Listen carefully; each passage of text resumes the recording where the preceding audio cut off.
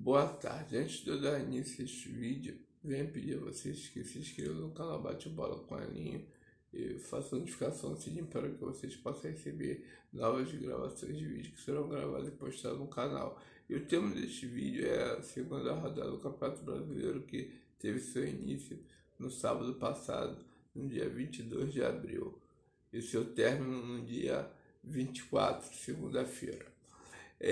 Com as seguintes partidas.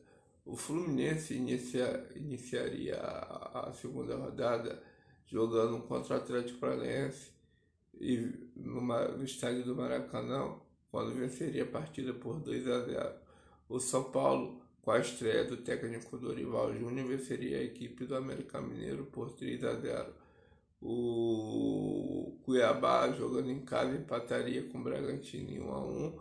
E para o encerramento dos jogos de sábado, aconteceria uma vitória do Cruzeiro no estádio do Independência sobre a equipe do Grêmio por 1-0.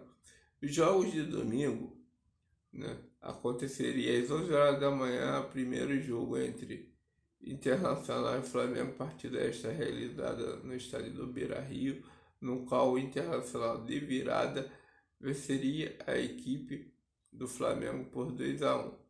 Os jogos entre Vasco e Palmeiras, e Santos e Atlético Mineiro, que seriam às 4 horas da tarde, terminariam empatadas.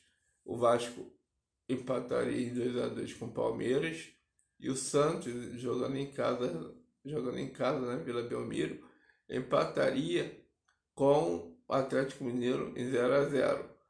As duas últimas partidas aconteceria entre Coritiba e Fortaleza, no qual Fortaleza venceria fora de casa a equipe do Coritiba por 3-0, e o Corinthians perderia de virada para o Goiás por 3-1. E para encerramento da segunda rodada, o jogo das 8 horas da noite de segunda-feira, o Botafogo venceria o Bahia fora de casa por 2-1. O que vale ressaltar nessa segunda rodada é a liderança dos dois clubes do Rio, que divide assim número de pontos, Fluminense e Botafogo, que obtém 6 pontos, 100% de aproveitamento. Mas o Fluminense é primeiro colocado porque fez 5 gols, não tomou nenhum. O Botafogo fez 4, tomou 2, saldo de 2. Então, mas está fazendo uma boa campanha até o momento. E melhorou em vista do ano passado. Foi o que eu falei com relação ao Botafogo. Fazer uma pontuação para se manter e depois ver no que dava para ver se buscava uma vaga na Sul-Americana, coisa que aconteceu. Levando em consideração também que o Vasco tem 4 pontos e recém-promovido à elite, também vem fazendo uma boa campanha. O Flamengo está um pouco atrás, com 3 pontos, mas com a estreia do técnico Jorge Sampaoli, ainda tem alguns erros para poder ser corrigido, principalmente nas laterais e a defesa, que fica meio pesada e lenta, devido aos jogadores que, se botar na corrida um ponta direita, ponta esquerda adversário, vai deixar o zagueiro na poeira. E o meio campo do Flamengo ainda continua jogando aberto, espaçado. Mas isso, com o tempo, eu acho que talvez ele corrija. Mas o principal jogo da rodada, para mim, foi Vasco e Palmeiras. Eu vou dizer por quê. Num cenário que propício para que a equipe do Vasco e também do Palmeiras jogasse um futebol de alto nível. O primeiro tempo do Vasco foi de almanaque. E mesmo não tendo um time superior do Palmeiras, o Vasco se entregou muito na partida. Fez com o apoio da sua torcida, um jogo primoroso, principalmente no primeiro tempo, no qual o Vasco faria 2-0 e o jogador Rafael Navarro descontaria ainda no primeiro tempo. Mas isso eu vou esmiuçar o que aconteceu. No meu ponto de vista, no que eu entendi, foi que o Vasco jogou no contra-ataque, ou seja, só indo na boa, não se expondo muito, marcou muito a equipe do Palmeiras, mesmo sabendo que a equipe do Palmeiras ela não era a principal, né? Tinha o Abel Ferreira, que estava suspenso por ter sido expulso na primeira rodada. Ele fez com que o Palmeiras viesse ao Rio de Janeiro com a equipe mista, mas o Vasco soube marcar, principalmente no primeiro tempo, os jogadores do Palmeiras, fazendo com que o Palmeiras ficasse um pouco meio desconfortado na partida.